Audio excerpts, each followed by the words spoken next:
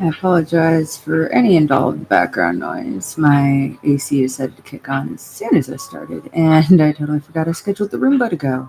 So, if you have trouble hearing, just let me know.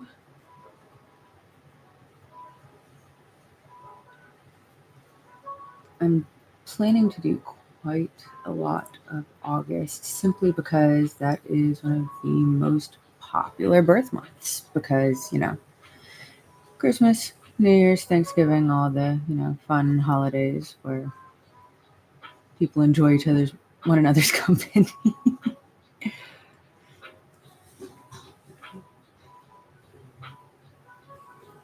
Now, you may be wondering what the blue stuff is. That is masking fluid, and masking fluid keeps paint from crossing over, unless you decide to paint over the edge, which I just did, but that is okay.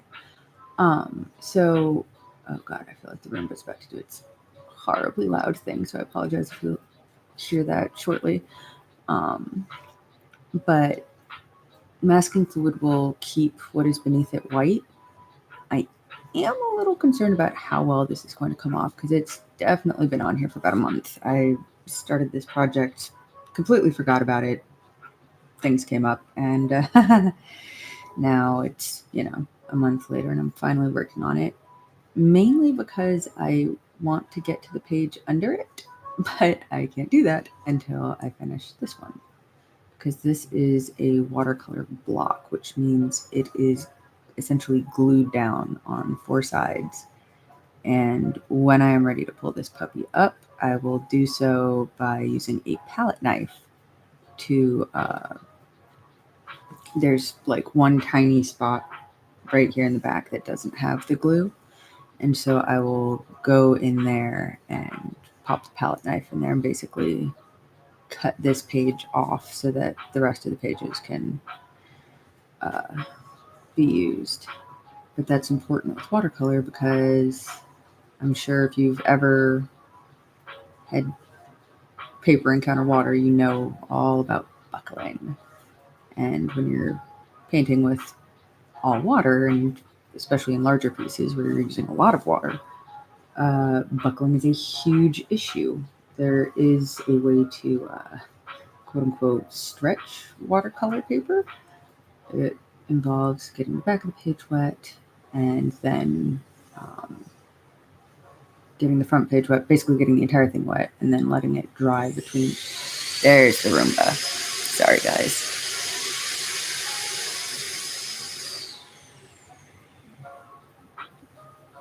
Yeah, so I totally lost my train of thought. Oh, yeah, buckling. This keeps it from buckling, and then it's all done and dry. Oh, right. No, I was talking about stretching. So yeah, you just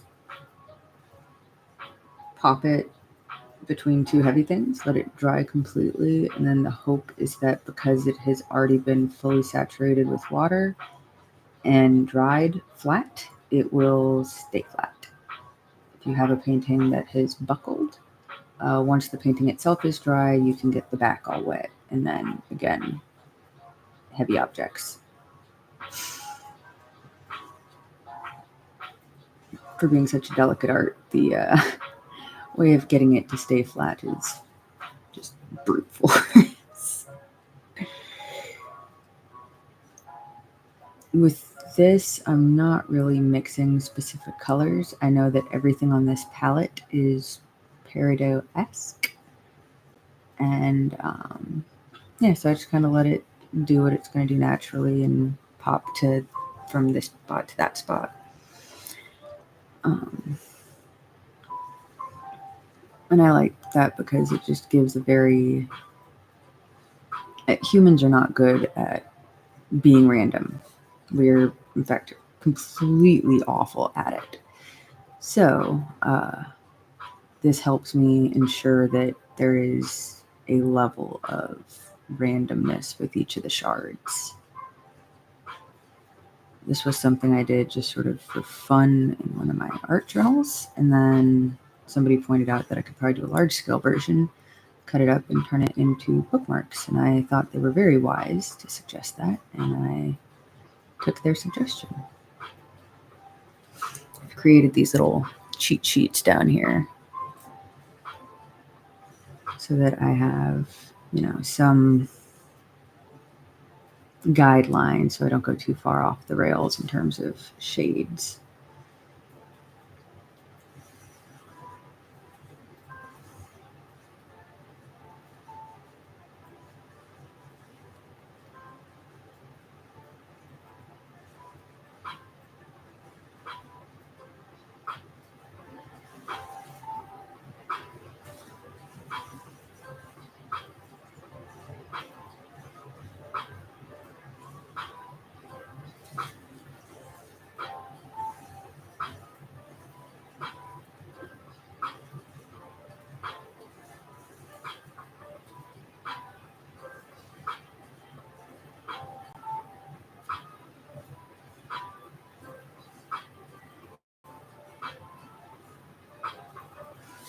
And the fun thing with this is that there's no rules. It's my art. I can do whatever I want with it. So if I want to do something fun, like take a darker or thicker color and like drop it in the corner and let it bloom like that, I can do that. I'm actually going to readjust my layout here so that you guys can see a little better what I'm working on over in this corner.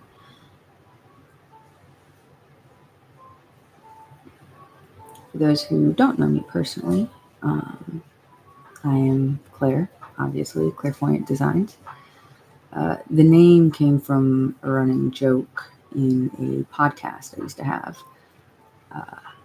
We recorded an episode in early December of 2019, and we were planning to take a break for the holidays, so we were, front loading a lot of episodes so that we could all just relax for a few weeks and not miss publishing. And I told them, I said, we're next time we come and talk to you guys, it'll be, or by the time you listen to this, it'll be 2020, very exciting. It's going to be great. We're going to have Charleston and, Prohibition again and, new plague. And this was right before COVID really started getting discussed in the news as a clear threat. And the episode itself went live in, I think, mid-January, at which point COVID was kind of getting talked about. And then, sure enough, well, we all know what happened, but the running joke from then on was that I caused the pandemic because I predicted it, and I was clairvoyant, or, since my name is already Claire, clairvoyant. But yeah, I still to this day have not left that one down. When people find the podcast now and listen to it, they immediately bring that up, and is the bell ringing, the shame.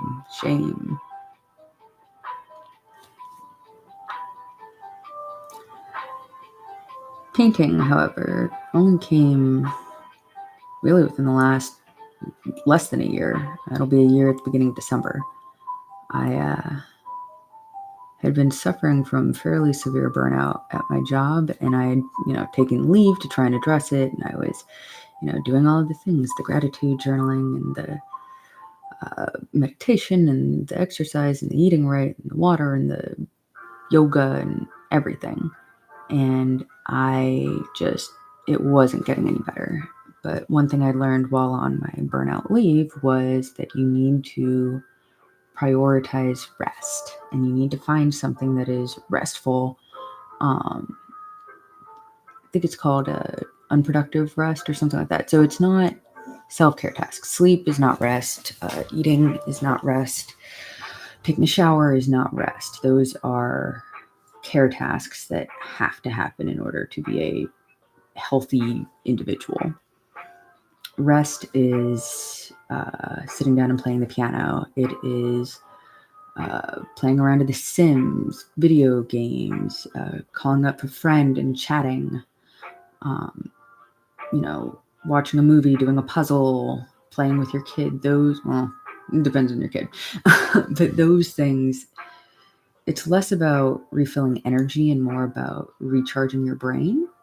And so I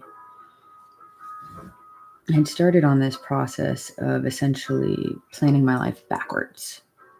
And I looked at what I wanted to be doing in my last year of life and if I were lying on my deathbed, what would I regret not doing? And I realized that, sorry, my chair's a little squeaky. I realized that, I wanted to do all these things in retirement. Like, I wanted to embroider and watercolor and do all the fun, quote unquote, old lady hobbies. And it occurred to me that if I did not start watercoloring at a young age, trying to pick it up when my dexterity is arguably at its worst is probably not a great idea. But if I start young, then it can become a muscle memory and I won't have to think much about it. And so a Facebook ad got me, and I decided to try something called Watercolor Week with Alex Kincaid in the Garden Studio. And I sat down for the first class and was so blown away by what I was able to create just from a single session with her, and that it actually looked like a painting and not, something my toddler had scrawled. And so I ended up joining the garden studio, and that's where I learned how to paint. This is not quite their style. They are strictly botanical art, and I do quite a lot of botanical. However, I am very ADHD, and repetition. But I was the kid who liked building the house in The Sims more than playing The Sims. Or if I was playing The Sims, it was, okay, how quickly can I level up all of their skills? It was never about, oh, let's play the game, see what happens. That's terrible. I have zero desire to do that. So for me, this is the paint equivalent of building a Sims house.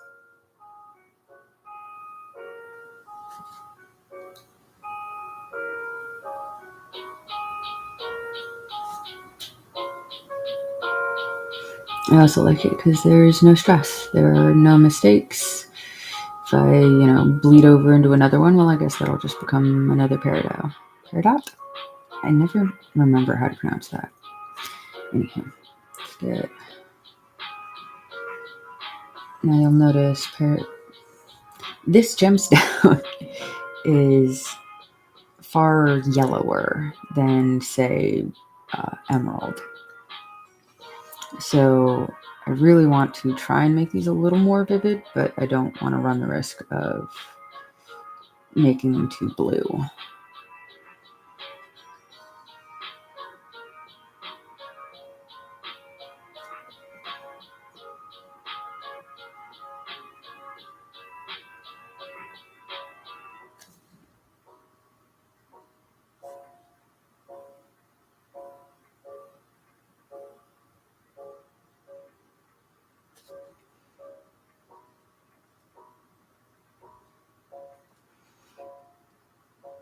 Here we go, all our colors are starting to look about the same, so I may grab my palette and change things up a little bit, maybe not. We'll see.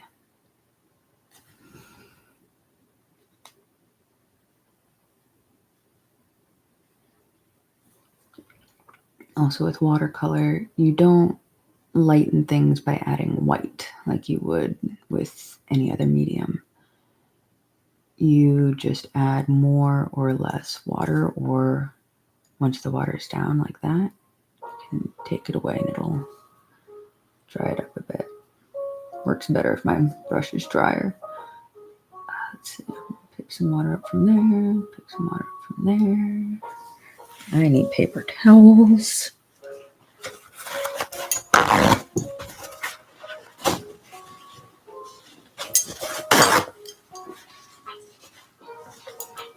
Definitely just dropped one on my dog, but he doesn't mind. Do you, Max?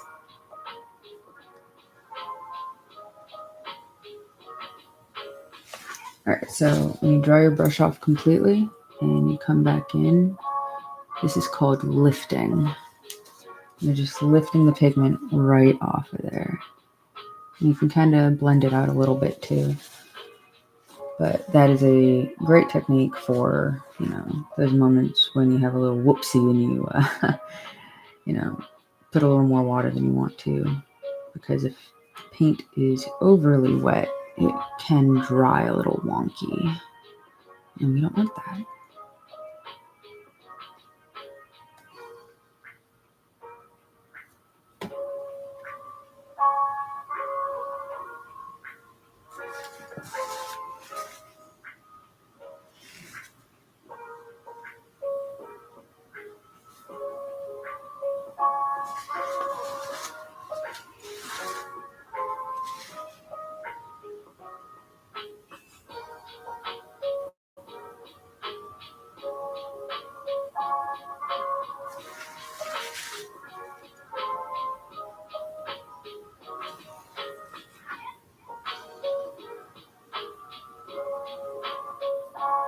If you're watching this live or after the fact and you have questions, just drop them in the comments and I will get to them as soon as I can. I'm hoping to try and make this a more regular thing, maybe like a Wednesday lunch thing, who knows, but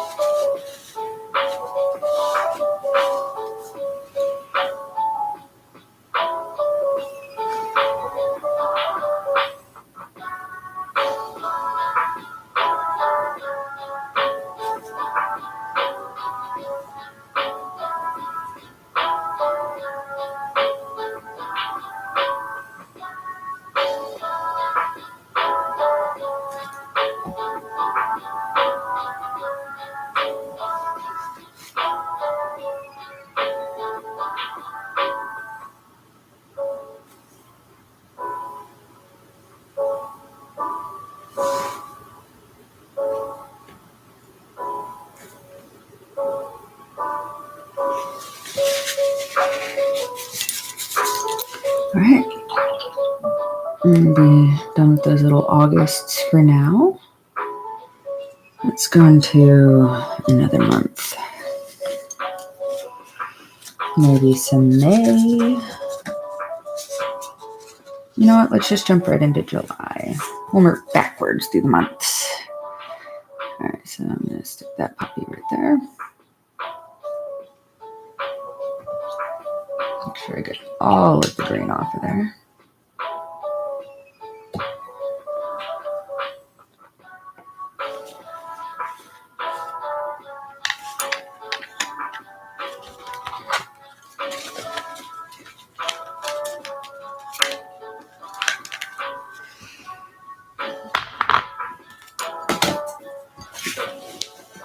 I'm going to use a different method than I normally do to get this wet. I'm going to just use a spray bottle, and it gets it a little wet, so hopefully it'll activate, but it won't water down the pigments, which is what happened on my last palette. So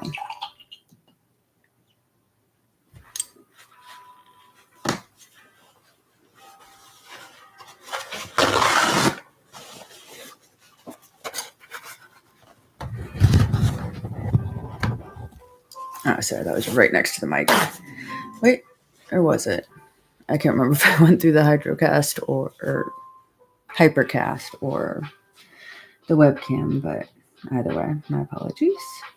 So ruby and garnet are the two red stones, right?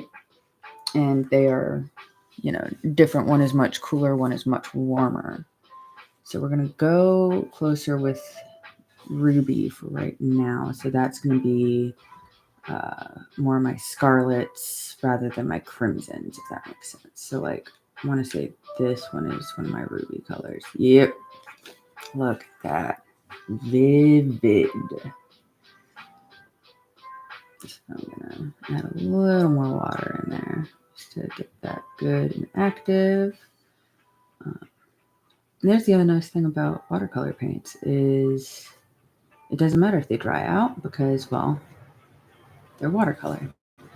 Even if they become so dry in the tube that you cannot get them out, you just cut the tube open, add some water, and voila, paint. It's probably one of my favorite things about painting with watercolors. It's just, if I forget to clean up, it is not the end of the world because, well, I could just get it wet and it'll come right up, whether that's the next day or a week later or a month later. I've got many a palette sitting caked in paints and mixes that need to get washed. I just haven't gotten around to yet, and that's okay because they will reactivate as soon as I get them wet. Or I'm using them like these palettes where I just, let it ride, and then, oh yeah, this is turning into a little bit of a dry paint session, but I really want that hyper saturation there. Look at that. Now with rubies, they do occasionally get quite dark, and so I will be incorporating a much darker hue into this, but for now we're just gonna do a lot of the bright, vivid ruby reds.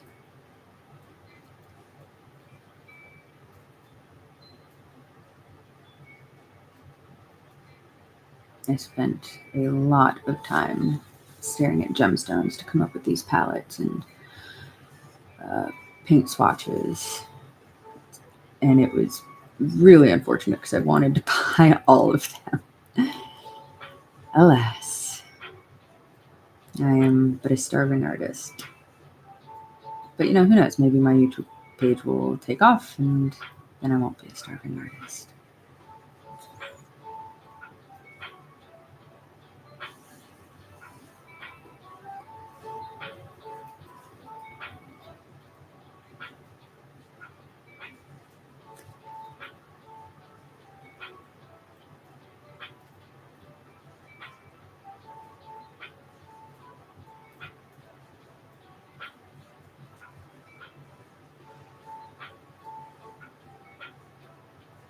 I'm not sure if these streams are better silent or with talking, but leave a comment, let me know. I like talking though, so for now I'll talk along. Some days I'm chatty, some days I'm not. Today I'm chatty. Yeah, so I have, and I know everybody who actually knows me in real life knows exactly what I'm about to say because I talk about it all the time, but I have fairly severe ADHD. And I think I'd struggled with watercolor in the past when I just, picked it up on a whim with zero instruction just because everything would come out muddy. And I was like, I don't understand. And like, I kind of understood the physics or whatever behind what was happening, but I think my impatience didn't want to acknowledge that.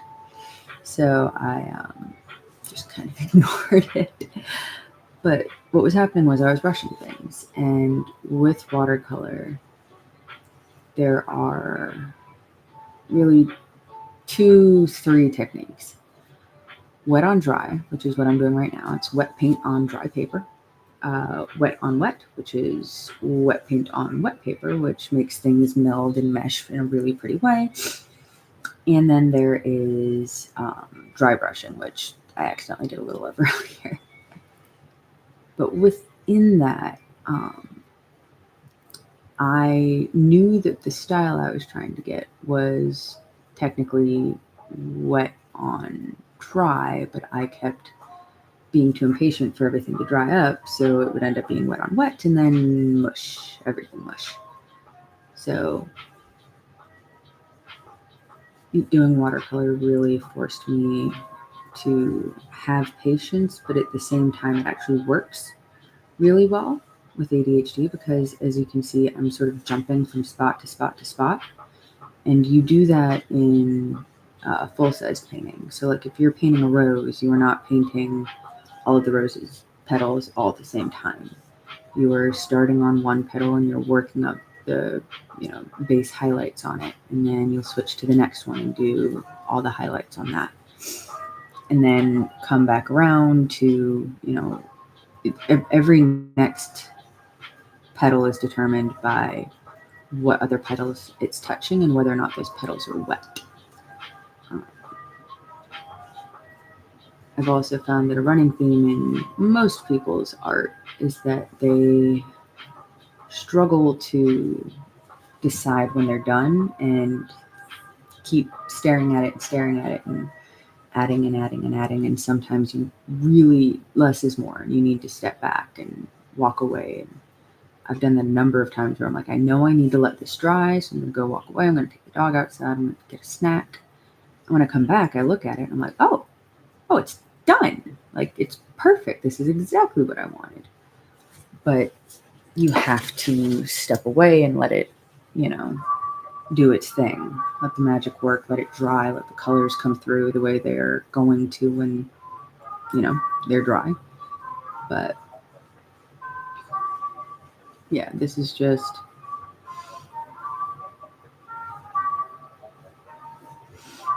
my zone. It's also one of the only things I've ever found in my life where I do it all day, technically as work.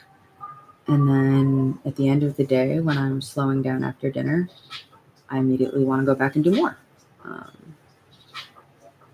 Usually I'm procrastinating all day and counting down the hours until I can stop doing stuff.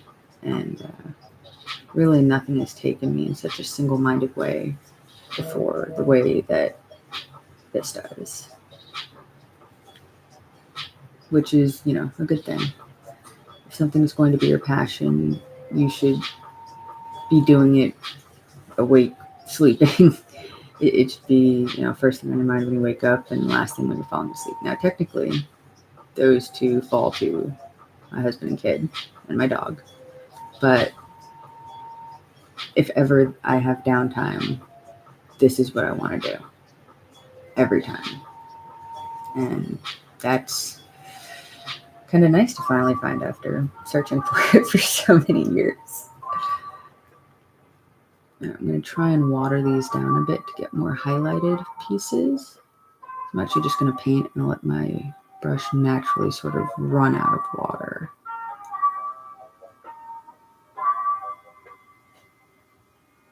And if some of these next to each other are too similar in shade, I'll go through and, darken some. And that's one of the cool parts about this process is, you can go back and adjust. Now, you can make it too dark, and with watercolor, you can't not make it lighter. You can only ever add, not subtract, which is why in watercolors, highlights are actually the first thing you paint, and then you just avoid painting over them for the rest of the time, which is easier than it sounds, and it doesn't sound very easy.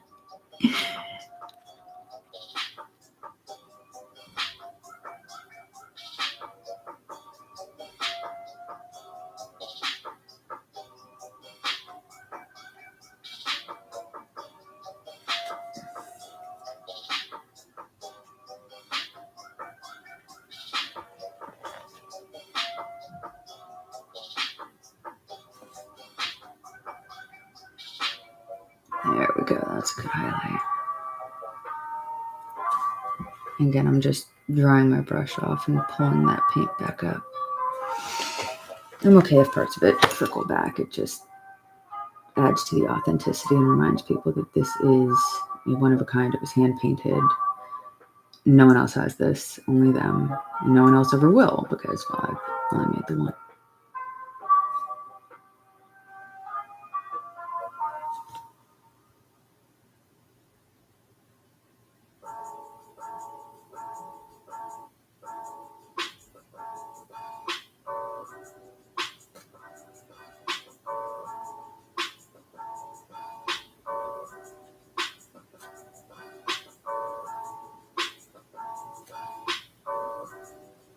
Also, if you don't like my music or my voice, feel free to mute me. You will not hurt my feelings. And on a separate app, play whatever music it is you want to listen to.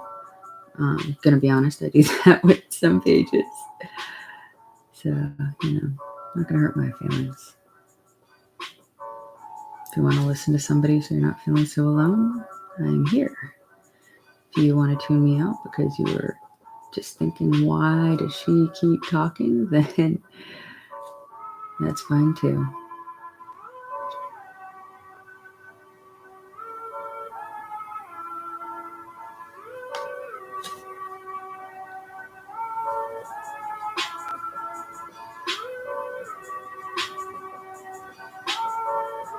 Trying to remember to be good about keeping my hand away from the paint so that you can actually see what I'm doing instead of just staring at my hand wiggling around. That's honestly the hardest part about painting live is figuring out the best angle for your camera so that people can actually see what you're doing, but it's also not in your way. And the latter part's quite a bit harder to deal with. But, you manage. You figure it out.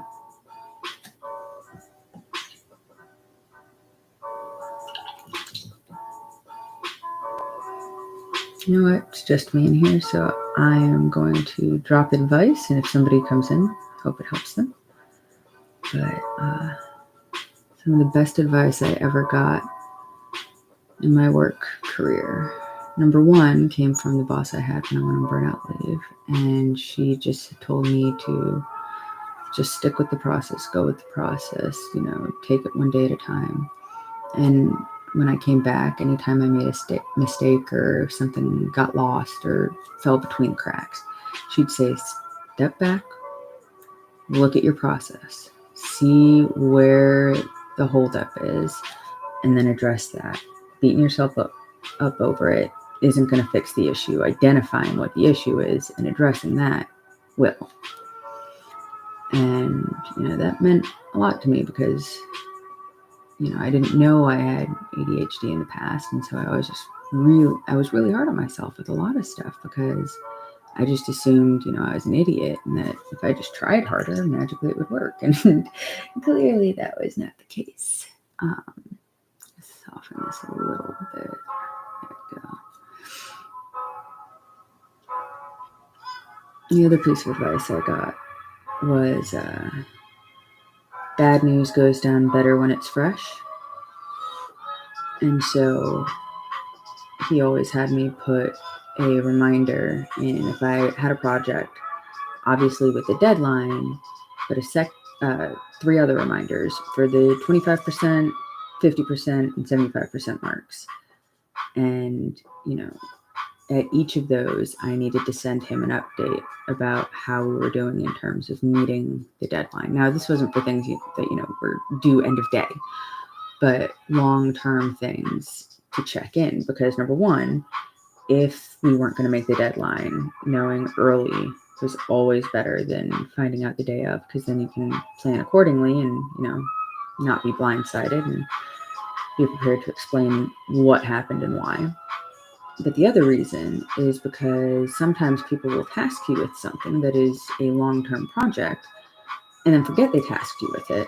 And you'll come to them, 6 weeks later with this huge, intricate project and they go, Oh no, we went in a different direction. We didn't tell you? And that really, really contributes to burnout. Ask me how I know. But no, I use that with literally everything. I'm getting a little lazy here, but that's okay.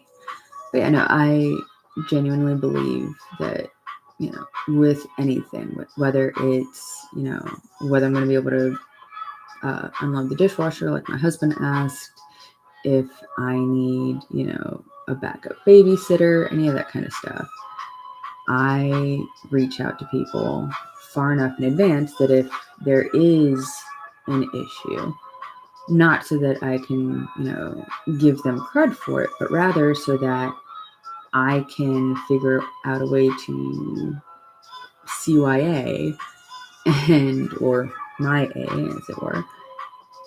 This song is terrible. No, not terrible. It's just not my jam. I'm just going to turn the volume down a bit.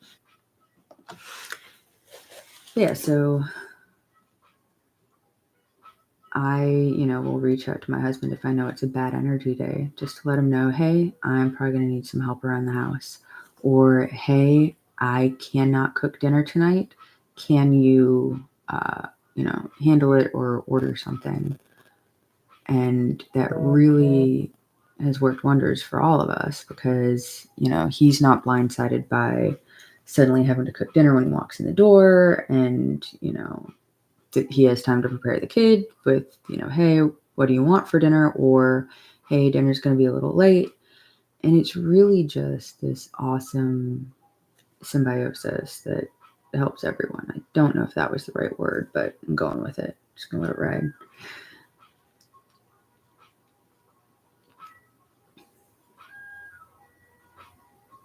The thing is, once I started doing that with my boss, one, I found out there were a lot of projects getting thrown out that I was not in the room for when that decision happened. And number two, that my boss really, really didn't like getting bad news. So, not that anybody does, but he was especially sensitive to it. So this just kind of helped our relationship improve a lot because I was no longer freaking out about, angry outbursts, and he was not under the anxiety of being blindsided by things.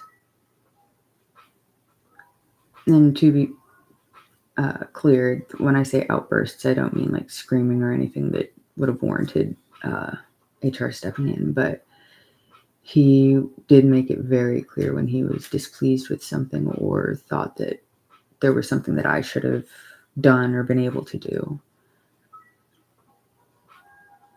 He was not the easiest boss, but his second in command was great.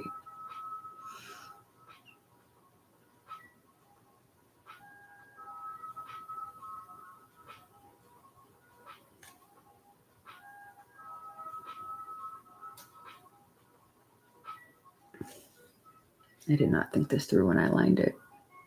This is, there's an axe hair in there too. Whatever, I'm just going to paint around it. And when it's time, I'll, good Lord, people. Blowing up my phone. You like how I added this extra bar at the bottom because I mismeasured the first time? Womp womp.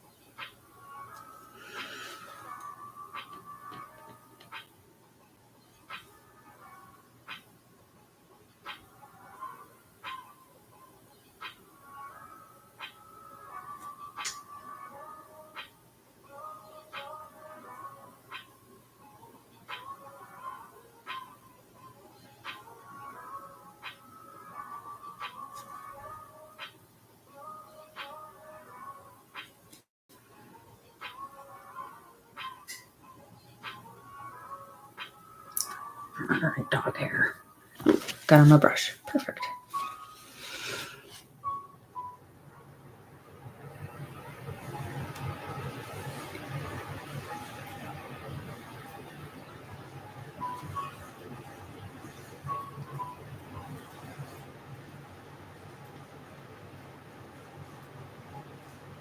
It's funny, I never think about how loud my air conditioning is when it's on until I do one of these, and then I'm like, wow, that is obnoxious.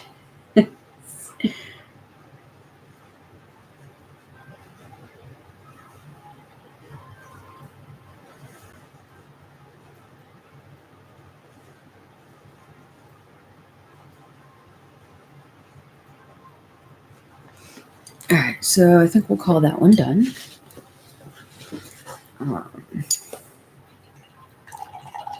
Now, I was surprised when I was doing these how much I genuinely enjoyed topaz, because, you know, when you're a kid, it's like, topaz, it's brown, it's boring.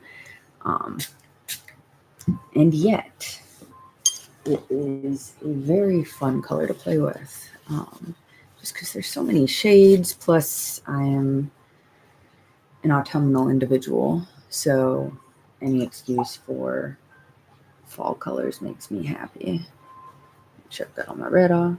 Now let's get... Do I not have a topaz one? I do not. I'm going to start this then. Just going to go big and bold with bright, bright orange first. The other nice thing about painting this way is that you don't have to be as concerned about making sure you make enough of a certain shade. Because with bigger pieces, when you mix paints, you really need to make notes of how you mixed it, what the base colors were, approximately what the ratios were, because you will have to make more of it as you go along with the picture, and that can be somewhat difficult if you did not make notes, or just didn't make a metric ton of it at the beginning. So I generally try to remember what I've used. At this point, I can kind of eyeball some things. Like, I know for a fact that right now what I'm painting with is a nickel azo yellow, just because I know based on how it dries and then what it looks like wet. Because it is wildly different. It looks almost brown dark when it's dry. I think I've got some quinacridone gold over here. Yeah, and that's such a lovely, warm and fuzzy hue. I love it.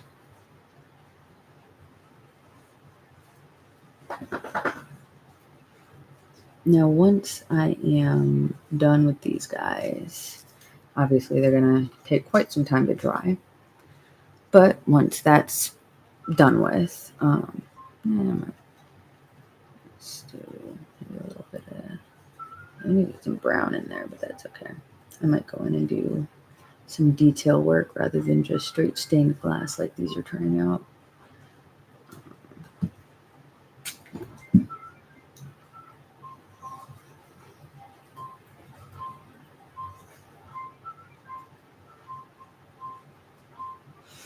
But once these are all done and all dry, I will remove all of the masking fluid, which is a really fun process. I've never done it.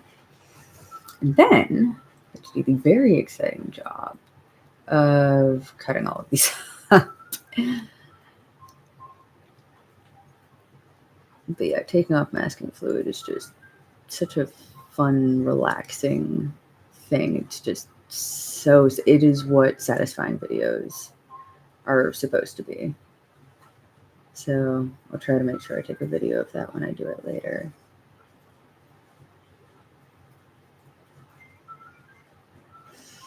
Now the goal of this live is to try and get all of these done. I don't know if that's going to happen, just because that is a lot of sitting still, but that is very similar in color. Let's get a little more yellow in there. I'm going to start up at the top so we can make sure to sort of mix those pigments and make it look like one color. There you go. Look at that. I think that's the other reason I like watercolor is it is so insanely forgiving.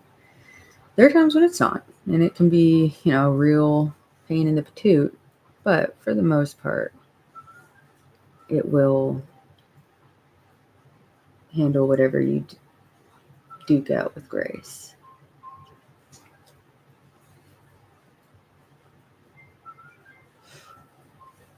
I think the next one will probably also be topaz, just obviously it's a, you know, sign.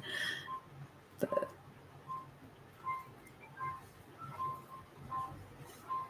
I've actually done this style in the peridot,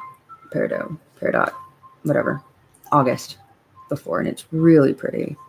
So this one works well for a lot of different colors. This one, it's kind of, I just feel like it has to be, you know, it has to be topaz because it'd be weird if you had like a green sun or a purple sun or a diamond sun. Speaking of, I'm sure people are going, but how do you paint a diamond? It's clear. No, it's not. I mean, yes, the stone itself is clear. But I want you to look at a diamond and tell me where you see the color white. Because you generally will not find it. It is shades of yellow and black and blue. It's a bajillion different colors. And very rarely is it white. So that one was a fun challenge. I'm sure I'll do at least one of these that way, but not yet.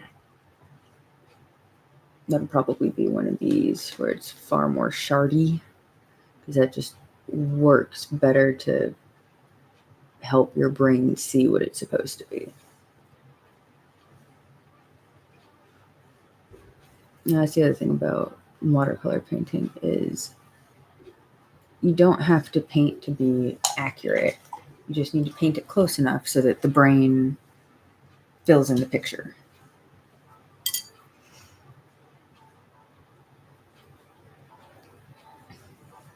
I'm actually gonna, if I can find it, I'm gonna hit that with an eraser real quick. Except I don't know where, oh, there it is. All right, we're going to be very careful not to pull up the masking fluid, but we do want to pull up all of those lines because they will not erase once we've painted. It's close enough. If I can still see it through, well, I'll just use darker color. Again, very forgiving.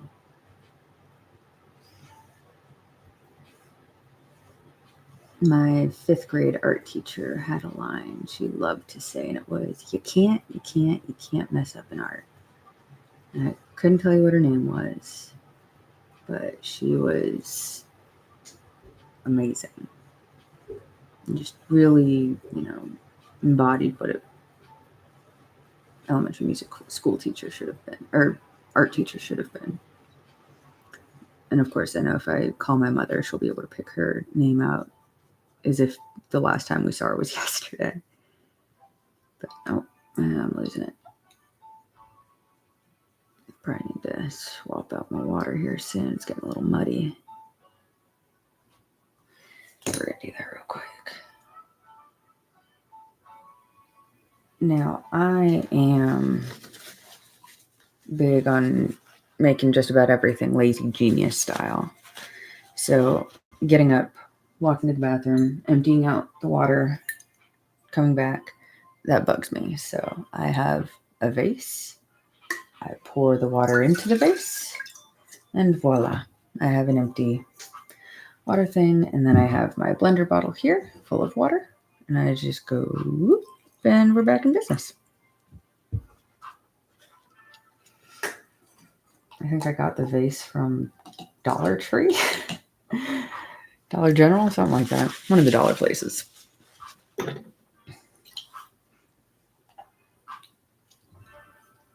Also, the brush I am using is a Aqua Elite from Princeton. It is hands down my favorite brush. I know other people aren't as big of fans of the Aqua Elites, but I just freaking love this brush so much.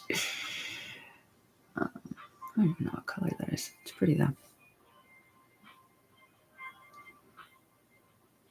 Also took me a very long time to understand that pretty colors did not exactly have to equal something I want to wear. It just has to be something that is, vibrant or soft or unique or emotes something. So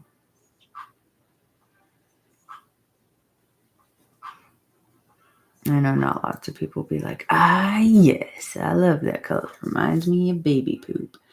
So it's a different kind of favorite color when it comes to these warm tones.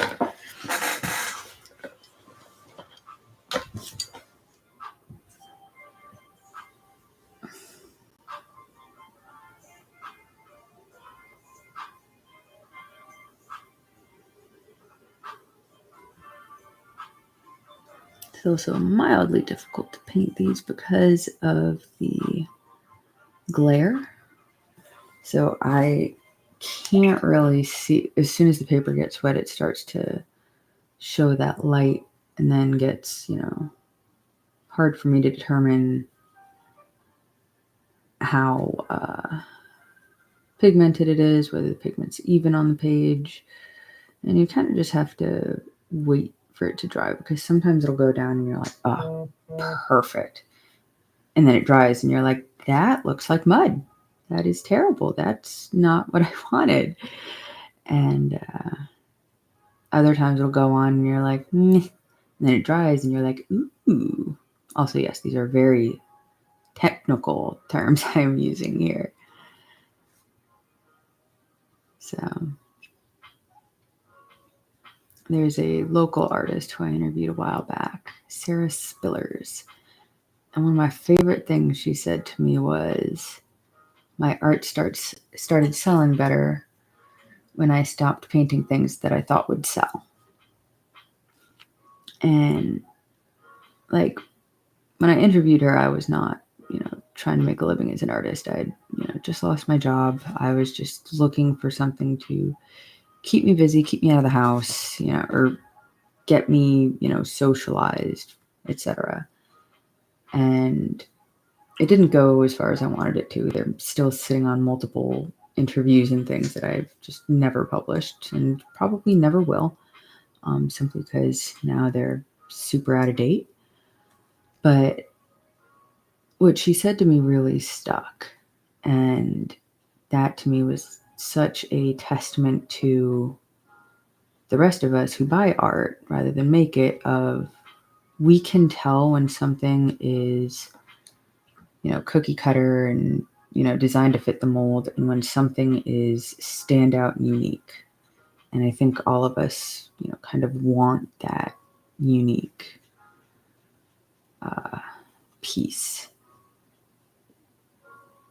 That is also why today I reached out to a couple of local interior designers, because I know they probably can find a bajillion things at TJ Maxx and Home Goods and all sorts of places to, make houses pop.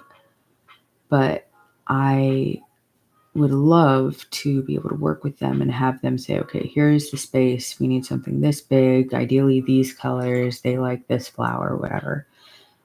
And that way I'm getting those commissions, but it's not, hunting for them out in the wild. I know that whoever I'm painting for already wants a painting. And then I can just sort of paint to what they want within my own style. Or, who knows, maybe I will just paint whatever I want, bring it to those people and see if they want any of it. And if they don't, okay. So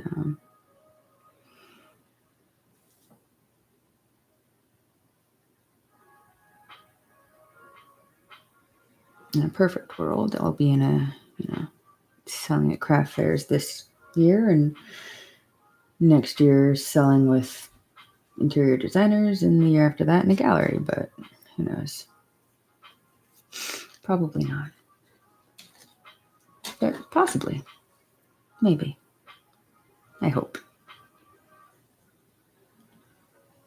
All right, let's see. What else do we want to do? We've got 2 Novembers, 2 Augusts, a July.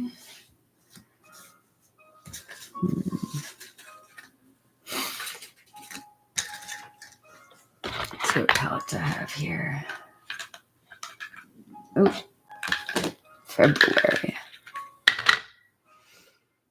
It's got a special place in my heart because the man I chose to marry was born in February, as was my grandmother. So what I'm going to do is similar to what I've been doing with the rest of these. When I get lazy at the end, I'm actually just going to do it right here at the beginning where it's, this lighter layer, and then I can, build it from there. The thing that surprised me most about amethysts were how red undertoned they were, which again I'd never really noticed because I hadn't actually spent a whole lot of time staring at amethysts going, what color are you?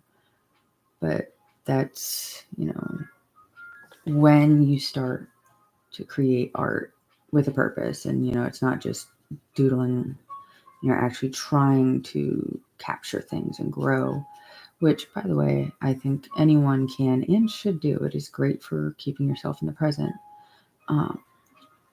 But you start to notice the colors and shades of things and how shadows work, and how, things like glass will affect a reflection or a shadow or whatever it is that you're seeing and looking at. So for me, when I was doing this, I was very specifically looking at these gemstones to determine what color I should see and what, base tones I should be creating for a palette that I can use like this. And it was a huge surprise to me to find that most of it was very pinky, because when I think purple, I generally lean towards more the blue violet styles. And instead, this was very much not that.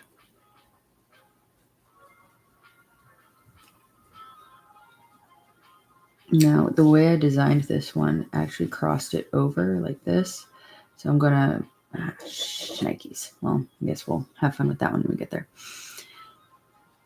Pro tip, if you ever do spill some of your paint and you're like, oh no, I ruined my painting, a little bit of magic eraser will help take that off.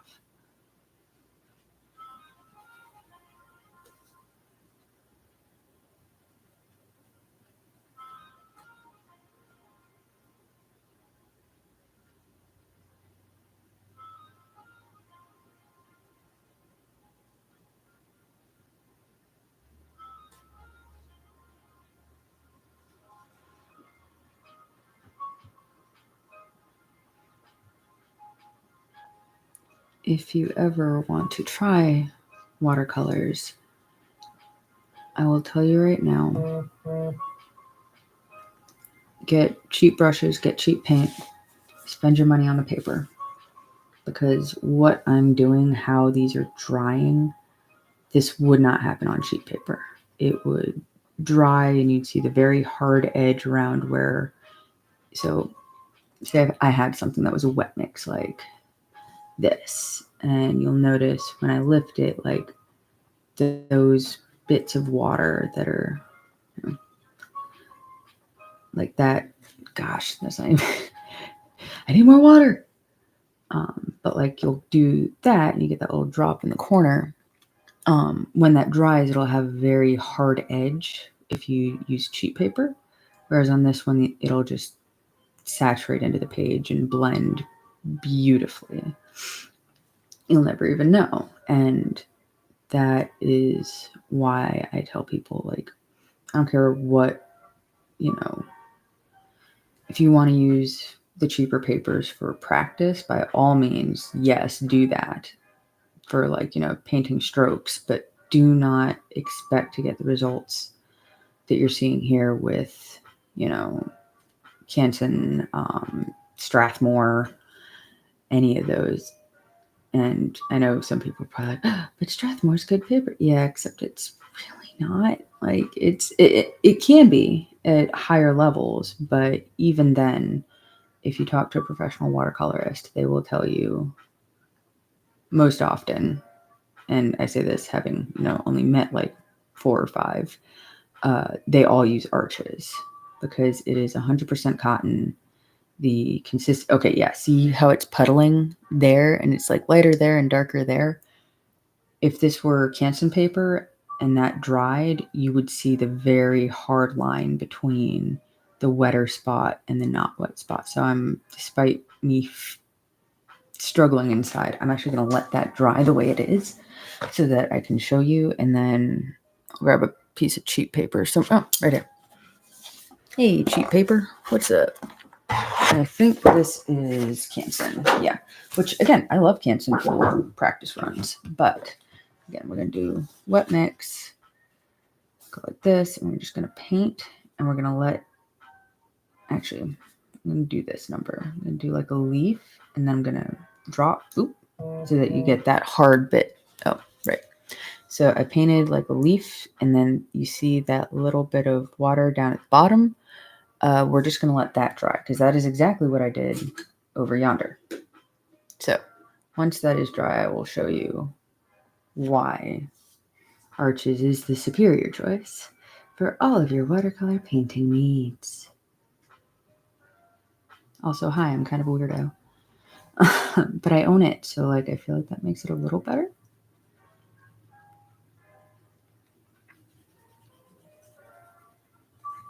Yeah, I've got an IKEA. I want to see how this one will. And I can do this because these little buggers are bigger. So I'm going to take clean water on my brush like that, knock it off. All right, so I'm going to paint just clean water. It's got a hint of the purple in it, but not really. So clean water, wet, saturated, not really pooling, which is what we want to avoid. I'm going to come over here. I'm going to take this color, which is a much darker. This is more of a bluey purple. I'm going to mix that up so I get some of the pinks in it. And then I'm just going to go like this. You are not spreading the way I thought you would. But you can kind of go like this and just get that slight natural spread. I'm just going to let that sit there. And it should spread out a little bit more. And if not, I'll just go add more water and let it do its thing. But you can see how it's like pulling itself into. Oh, goodness. Hit Canson down.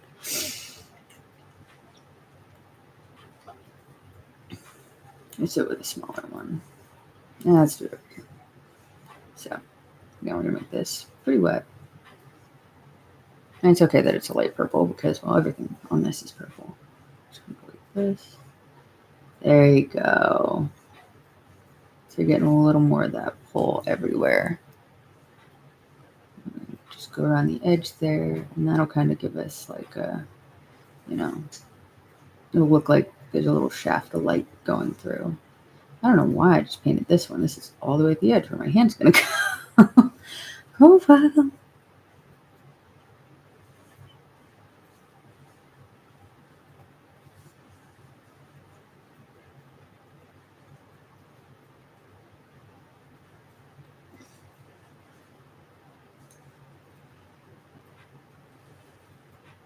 Right, that one's all splotchy, so we're gonna just paint over that entire thing because I don't like it.